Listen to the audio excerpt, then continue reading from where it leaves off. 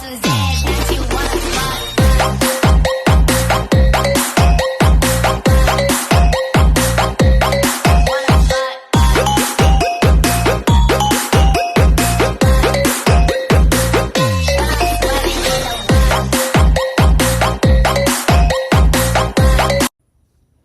and welcome to another episode of the Stirrups and Spirits podcast. On this episode, I'm going to talk with Alex Castle, master distiller at Augusta Distillery in Kentucky, former senior VP and master distiller at Old Dominick Distillery in Tennessee. This was an amazing interview, and unfortunately, we experienced technical difficulty and a computer crash while I was processing this entire podcast. And we've had to switch from one computer system to another during this entire thing. So I do apologize. This is going to be an audio podcast only without video.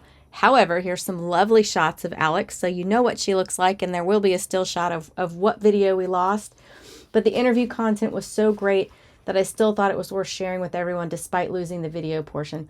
I hope you guys enjoy listening to this podcast as much as I enjoyed the opportunity to have Alex Castle on the show. Alex, thanks so much for being there, and I hope you guys enjoy. Here we go. All right. Can you still hear me? I can. Yay, it's working. All right. So, all right, everybody. Welcome back to another episode of Stirrups and Spirits. I am honored to have with me tonight Alex Castle of Augusta Distillery. And we're going to be talking all about women in the industry. And Alex is a queen of women in the industry. So, Alex, tell us a little bit about yourself. Welcome. Thank you so much for being on the show. Like I said, I have to fangirl gush a little bit because, I mean, you're an amazing person in the industry. You've accomplished so much, and you rock everywhere you go. So thank you so much for that. Thank you for having me. So a little about myself. I am Kentucky born and bred. I always lead with that because people wonder how you get into bourbon, and I feel like that's a really good starting point. But grew up just south of Cincinnati, Ohio, and kind of fell in love with the idea of this industry when I was in high school. I had a midlife crisis at the age of 14 when I realized marine biology wasn't for me because biology was terrible. I hated that subject, still do. It just wasn't for me. And but discovered chemistry and physics, and my mom suggested chemical engineering, and then from there she said make beer, make bourbon, and that's what I set out to do. Actually got into the industry when I was 21. I worked for a company as a co-op. The company was Alltech. And at the time, they were known for their Kentucky ale, bourbon barrel ale. But they were also adding a distillery, and that's where I got my exposure and fell in love with it, and ultimately helped start up what was Town Branch Bourbon. And then from there, was able to get on at Wild Turkey, where I was a production supervisor for 4 years. And absolutely loved it there. Got to learn a lot of amazing things from a lot of amazing people. And then got lured away from Kentucky. I got recruited to move to Memphis, Tennessee, help start up a craft distillery down there. Figured I wouldn't get that opportunity if I stayed in Kentucky. So took it, moved down there, and loved Memphis, was a Memphian for 9 years, and helped start up and launch Old Dominick Distillery. That we did vodkas, we did gins, and of course we did whiskeys. And so I was there for about 9 years, and then not too terribly long ago, back in May 2024, relocated back to Kentucky. Was recruited to join the Augusta team here in Augusta, Kentucky. Where we do single barrel Kentucky bourbon, straight Kentucky bourbon, and basically helping start up their production facility. So getting to do another startup all over again. And that's pretty labor intensive, isn't it, to go from the ground up? Oh, yeah. So when I was at Old Dominick, I said I wasn't going to do it again. And I'm remembering why I said I didn't want to do it again. It is absolutely exhausting, but it is also incredibly rewarding to overcome those obstacles and those hurdles. I've actually used my engineering degree this year, which I hadn't done in a minute, So at the end of the day, to solve those things, but also to see your team go from, I don't understand any of this and don't know what I'm doing, to they're running the stills themselves, they're solving problems themselves. It it doesn't get better than that. Yeah. Yeah. That's a great feeling. That's a great feeling. Did you have a lot of input starting Augusta as far as hiring the team and putting everybody together that's working there? So the production team, I definitely have hired pretty much all but I think one or two people. They had those, on site beforehand, because they didn't know they were going to hire my position, until earlier this year. They decided to do it, so they had hired, who the guy who's now my production supervisor, and I couldn't have made a better hire than him anyway, and then our maintenance manager. But otherwise, the rest of the team is new, in my department. But then the warehouse crew, our tour guides, they're all OGs. They've all been there longer than me. That's awesome. That's awesome. So your time in Tennessee when you were at Old Dominic, you broke some glass ceilings in the Tennessee uh, distillery area as far as first female master distiller, and also, let's see, you were the first. What were you? The first president of the Distillers Guild in Tennessee, first female president. Yep. Yep. I think I was the third So those, president overall because it wasn't that old of an organization. But yeah, I was the first female president of the Tennessee Distillers Guild and Tennessee Whiskey Trail. So yeah, there were a lot of firsts in Tennessee for me. Things did I didn't expect to happen. did you find that the atmosphere in Tennessee was any different than Kentucky as far as females breaking into the industry versus the good old boys society? I I don't know because I think some of it was timing, perspective. When I left Kentucky and moved to Tennessee, I was young, um, and so maybe I didn't see the boys club in Kentucky because of the role I had and the things I was doing. Um, and so I don't want to judge it based on that limited experience. But I will say Tennessee Mm-hmm. was incredibly welcoming, very inclusive. They brought me into the fold as a Kentuckian, as you can imagine the rivalry there. Sure. They brought me into the group without hesitation. And that was absolutely fantastic. And there was no pushback when it came time. They wanted to elect me as president. There was no pushback. I didn't hear any resistance to it. Didn't feel resistance to it. Um, and so it definitely was an incredibly welcoming, inclusive group. But also coming back to Kentucky, I feel that here as well. Mm-hmm. That's great. And what kind of things did you do as president of the Distillers Guild there in Tennessee? I guess the first thing was kind of help steer the distilleries through the pandemic. I was elected in the middle of 2020. Um, Oh gosh. yeah, it was great timing. Uh, um, so be able to work with the state, try to get additional funding, but also just get recognition because most of the distilleries in the state stepped up and did hand sanitizer without anyone really asking them to do it, and really without much Mm-hmm. funding. A lot of it was self-funded, where you were able to get donations from suppliers.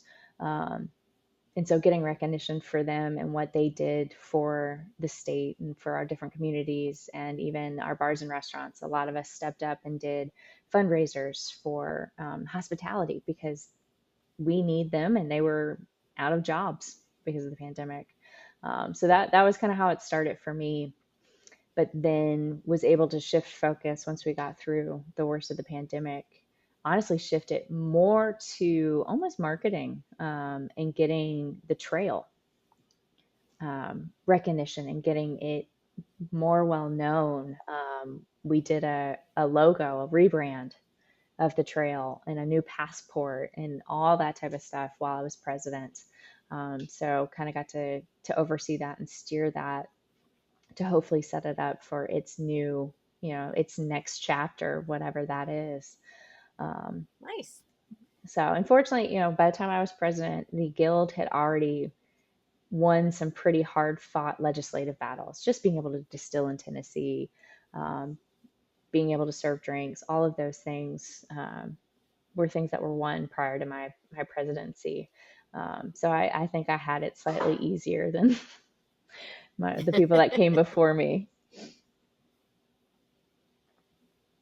Well, it sounds like it was a very interesting job, to say the least, and rewarding at the same time. And having to deal with a pandemic, we're to the point now where we're almost 5 years out from it, and we're sort of wanting to forget about it, but you really can't, because you can't go back too far without going, oh my God, I had to deal with Yes. that. Yeah. And it's even the beginning of that year, I had just been promoted to senior vice president at Old Dominic, the January of 2020.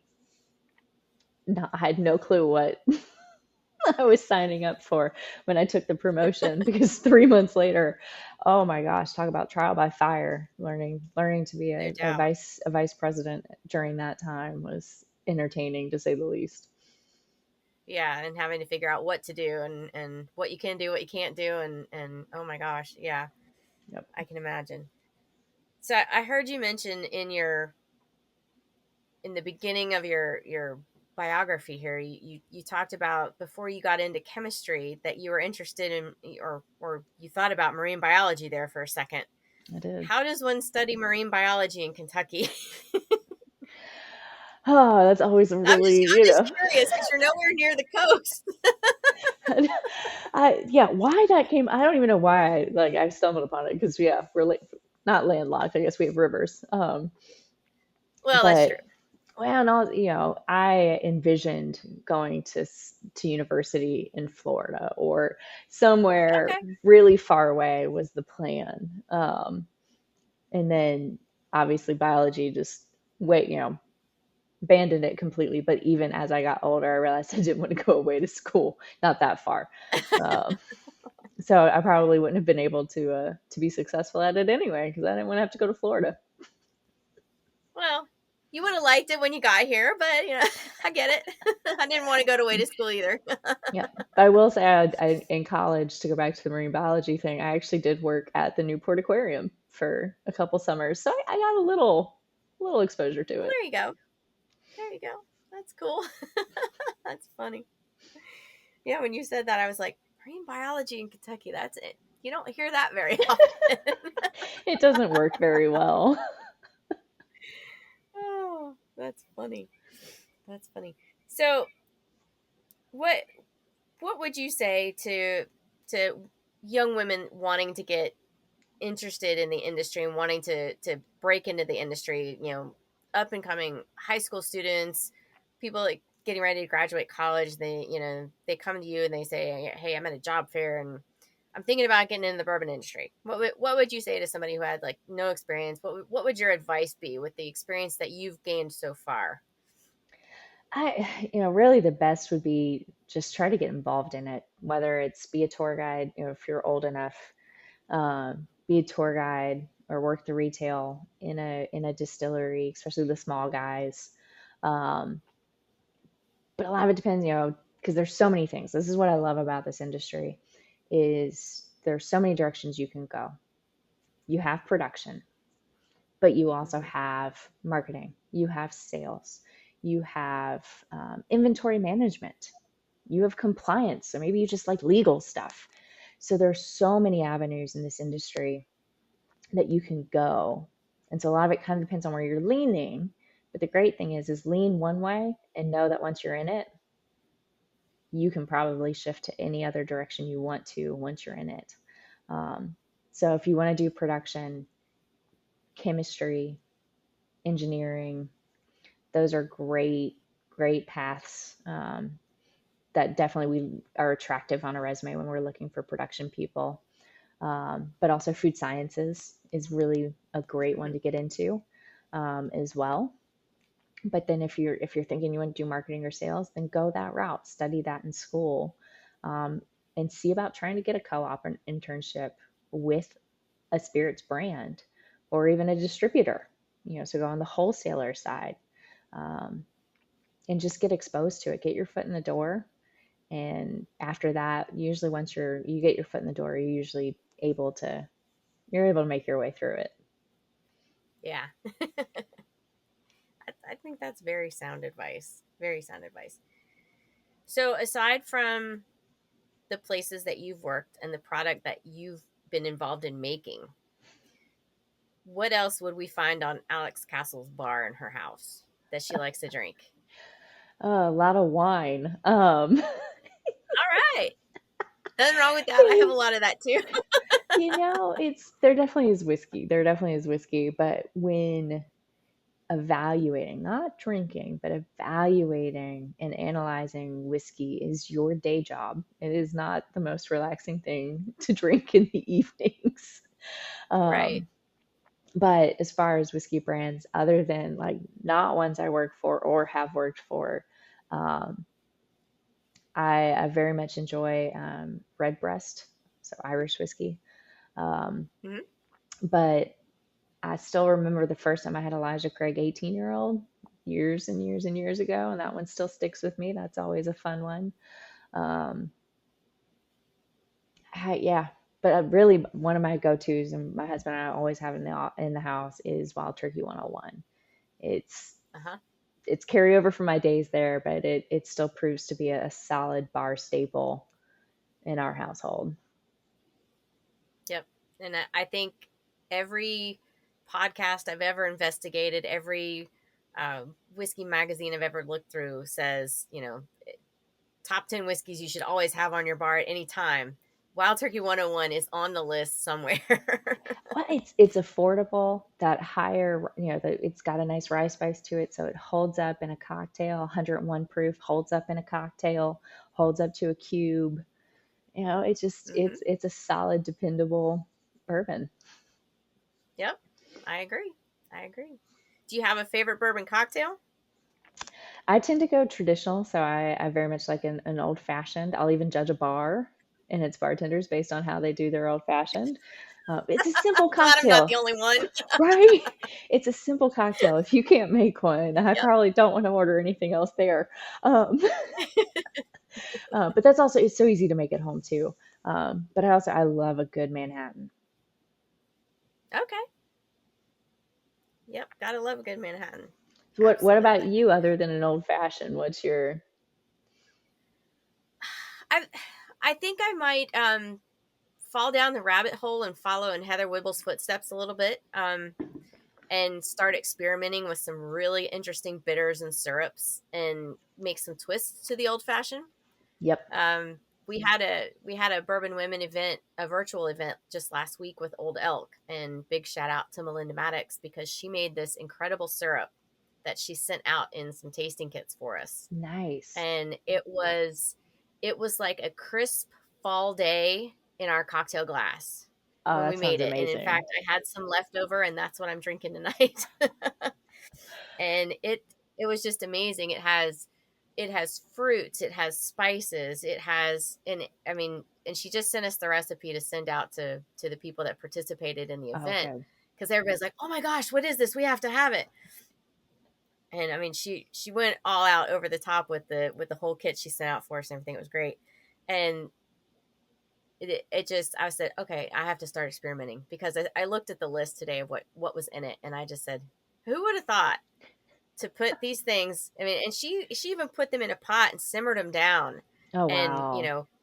made this reduction and Yep. added these other things. I'm like, she went all out. This is, I mean, it was impressive. And she had a big bottle of it at her house left over. She's like, yeah, see, I got the leftovers. And I know that Heather experiments with making all kind of interesting bitters and things like that. But I think when you start experimenting with just adding, I do the same thing with cooking. Hmm.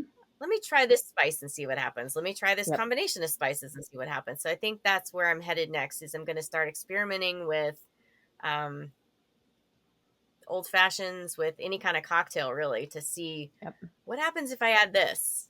And It'll all, be great, or it'll go down the drain. But well, no, fashions are good for that because I got to experiment with that a little bit when I was at Wild Turkey. We had a cocktail competition for the Kentucky Bourbon Festival.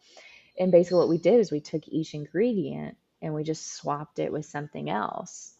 So if you're mm, very, very new to the whole cocktail scene, that's a way of doing it. Yep. Like, okay, so there's orange. What can we do instead of orange? Let's do white peach Yep. instead of cherry. What if we do jalapeno? And the bitters are a great way to also just have fun with it. Yep. Yep. For sure. And I've noticed a lot now.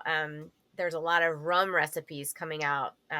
There's a whole slew of cocktail connoisseurs on social media that show you how they make whatever drink they're making, and what they're making is the old version of a tequila sunrise or a sex on the beach or whatever, and they've Yep. just changed the liquor that they're putting in it. Instead of tequila, they're putting in rum. Instead of rum, they're putting in bourbon. So they're Yep. only changing one main ingredient, and they're calling it a whole new game. And you get a whole different cocktail just by changing that one liquor. You do. You do. And But it I works. it does. And I love the fact that all of these spirits are finally coming back. It's not just vodka. It's not just bourbon. It's not just tequila. It's all of them. Yep. Yep, for sure. And it's nice to see that women are getting more involved in bourbon, not just the bourbon industry, but actually drinking it. They're not like, oh, that's just guys who smoke cigars and they drink it neat, while they play poker. That's not what Yep. it's for anymore. It's No. evolving. Well, that's why bourbon women exist, right? It's because Yep. women enjoy bourbon on all aspects. We enjoy making it. We enjoy drinking it. Uh, This year at the conference, I think we saw that women enjoy smoking cigars while drinking bourbon. Whew. Didn't we? So They were everywhere. it has been so much fun to see that change within the industry. Yep. How many years have you attended the symposium? I want to say my first one was 2016, maybe. Okay. And I think I may have missed one year. I may have missed one year, but other than that, I think I've gone to it every year.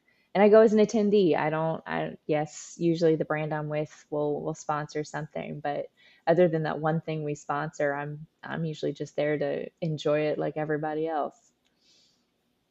It's great. I always feel like it's like summer camp. Oh, I'm going off to bourbon camp. it's summer camp, it's high school reunion, it's Yep. all those things rolled into one. How many years It have is. you gone Just two so to? far. Just two.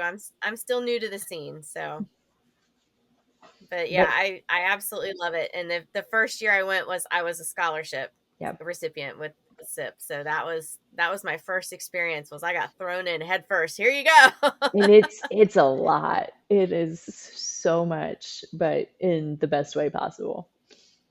Absolutely. Absolutely. And I've met so many people and made so many contacts, and not just for things like the podcast, but just to learn. I mean, I feel like a sponge. There's just so much to know, so many people to get to know, so many facets of the industry. Just to even sit down and have a conversation with somebody about it, it's just amazing. Just to Mhm. hear everybody's story, figure out, where are you from? What do you do? How did you decide to do this?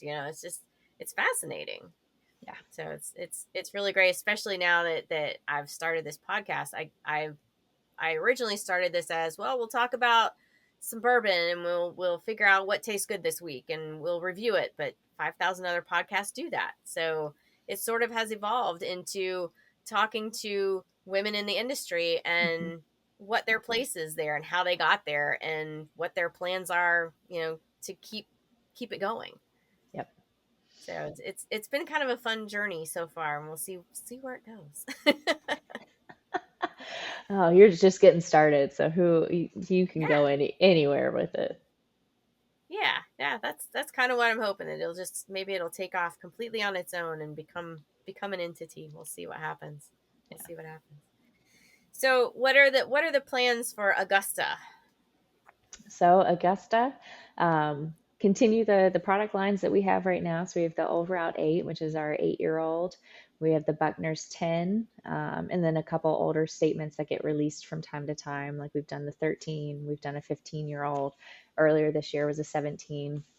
So we're going to continue those while we're laying down barrels. So we did finally start distilling our own whiskey just a couple months ago. Started filling barrels, getting those laid down.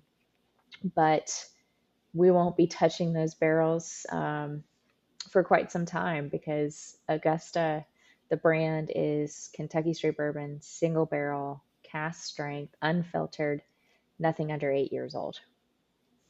And Ah, so so it's gonna be a while before we see it's that on the shelves. it's going to be a minute. Now hopefully we'll eventually figure out how to fold in some younger barrels into our on-site experience, because right now one of our experiences is to thieve from barrels, and we do a 2-year old, a 4-year old, and a 6-year old.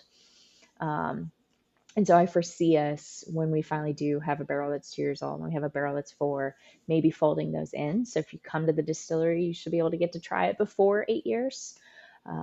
But as far as being able to actually find it on a shelf somewhere, find it at a bar, we're looking at 8 years at this point.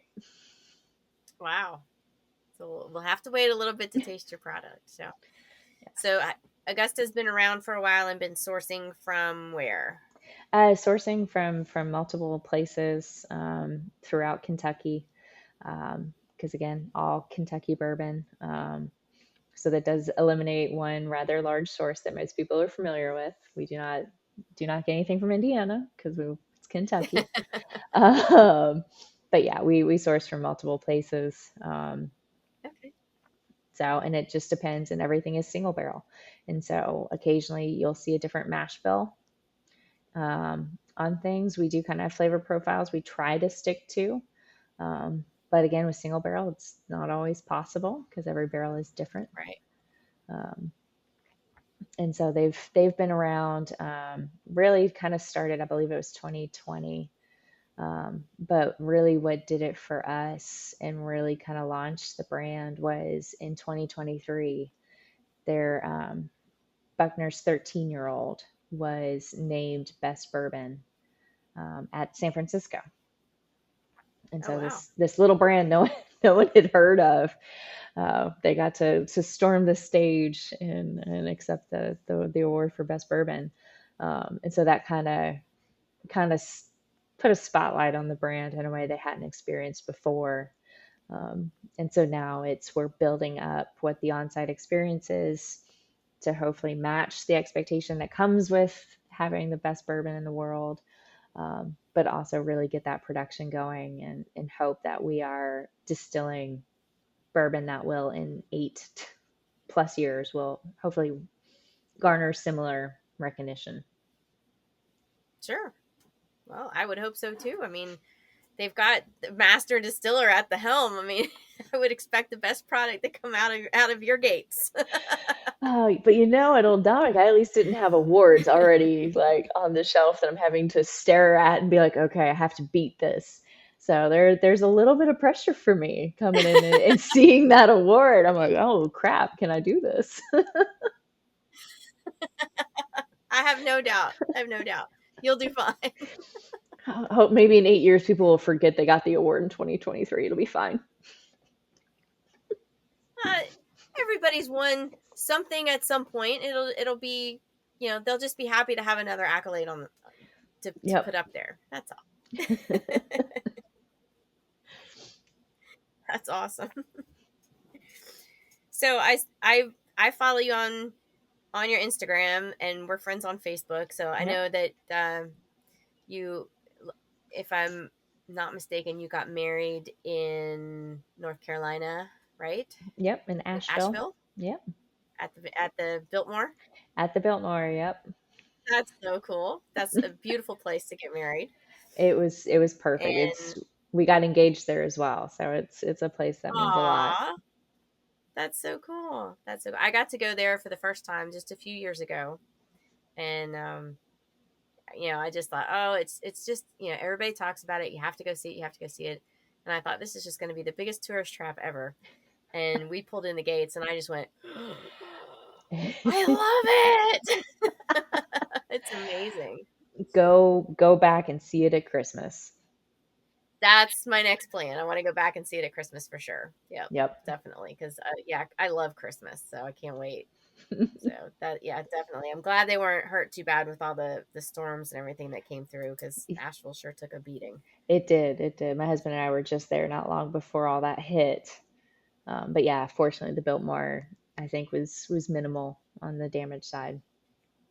Yeah, I think they said they had some property damage in the low areas and lost a sheep or a cow or something, but Yeah, yeah, they lost some for the most part livestock. okay. And I was like, oh, that's sad, but goodness. And you're a dog person, right?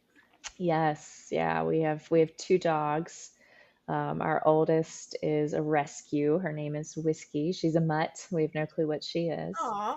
Um, and then we also have a 1-year-old chocolate lab puppy, Andy, and she's a handful. She's a velociraptor in training. She's not even in training anymore. She's full on velociraptor. And she's gotten big enough now. She's able to get cheese off of the kitchen counter, so we have to watch it. Uh-oh. You have to be careful. Yep, Yep, counter surfing. We have one yep. that does that too. Yeah, we hadn't experienced that before, so we weren't quite prepared and didn't realize it was going to happen. Yeah. Yeah, dogs are sneaky that way. You have to watch out. Wine and cheese night can get a little tricky sometimes. Yep, yep. So now we know. Yeah. Yeah, good luck with her. I used to raise labs back in the day. That was my animal hobby, and Okay. I've always had horses. So when you said that you worked for Alltech, I was like, I've seen their name everywhere because they sponsor a lot of FEI events. So Yes, they do. Yep. so yeah. Did you get to go to any of that kind of stuff when you were working for them?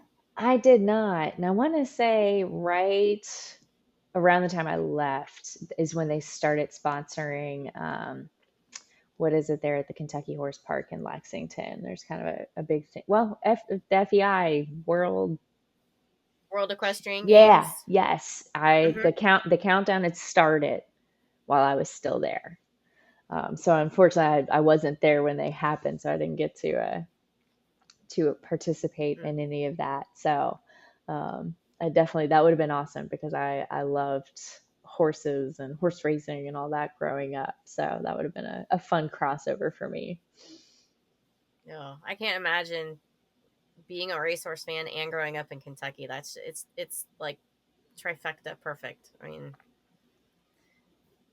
it's a very lucky place to be. I love the Triple Crown races, and all of that is just I'm in awe of it. And where we are in Florida, we're like 20 minutes away from Ocala, which is the Yep. horse capital of the South. So, and there's not a big racetrack here. There's practice tracks at all the farms. Okay. So sometimes you'll see somebody breezing a horse every once in a while, but in order to actually see horse racing in Florida, you've either got to go to Tampa or all the way to Miami. Yep. So it's not as readily available here. I watch a lot more of it on TV than I do anywhere else. So my grandparents are close to Tampa, so when we visit them, we do typically get to go to Tampa Bay Downs and watch the Nice. horses.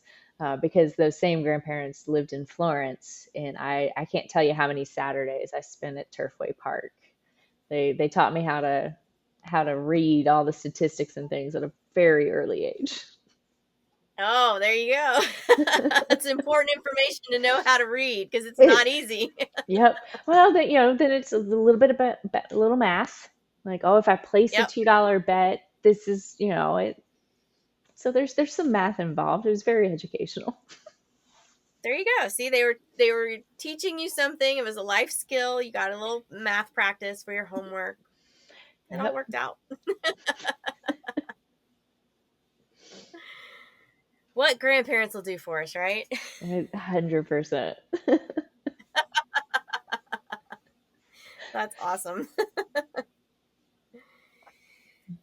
So, are there any other big plans in the future for you as far as um, anything else in the industry that you feel like you need to accomplish? Because I mean, your resume is like 5 miles long and super built already. I mean, it's pretty impressive. But what's there left for Alex Castle to accomplish that she hasn't done yet? I don't know about that. I am still, part of it is I didn't know I was going to do any of these things until I did them. So, um, I am still vice chair for the Craft Advisory Council, for the Distilled Spirits Council of the United States. So that is still ongoing. I was able to make that transition when I came to Kentucky. So still very much involved there. So that's kind of the federal level where we're working through, tariffs and dietary guidelines, things at the high level. Hmm. And so should be rolling actually from vice chair to chair before too awful long. So that's going to take up some time. But beyond that, really just currently focus on the distillery, get it to 24/7, and build this brand to you know to be what it can be. Hmm. That's the main focus, and then anything else beyond that is just going to be cherry on top. Well, you've done an amazing job so far, and if anything is a predictor of your future, it'll be your past, and you you're just gonna keep on soaring. I appreciate So that. yeah, absolutely. And listen, I have no doubt that your bourbon is gonna turn out perfect, and I can't wait to try when it's ready. And when the barrel thieving starts, I'm gonna be knocking on those new gates you put up. They're beautiful. We're all coming to visit. Come on down. We're waiting. I think it'll be great. How could it not be? Old Dominic was good. It still is. So I think anything you put your hand on is gonna turn out to be great. So I hope so. absolutely. Well, listen, thank you so much for joining us and being on the show. I appreciate it. We've learned a little bit more about the life of Alex Castle. It's a pretty unique one and very accomplished and very impressive. And I thank you for being on. And I hope that maybe when the bottles are ready, we'll have you back on. We'll crack open a bottle and we'll do a review because that'd be a lot of fun. Absolutely. Let's do it. Yay! All right, that'll be great. You can find more information about Augusta Distillery and their products at augustaKydistillery.com. And you can also find out more information about Alex Castle and follow her on her social media platform on Instagram at Augusta Distiller. Thanks again for tuning in. Don't forget to follow Stirrups and Spirits on all of our social media channels. And we thank you for tuning in. See you next time.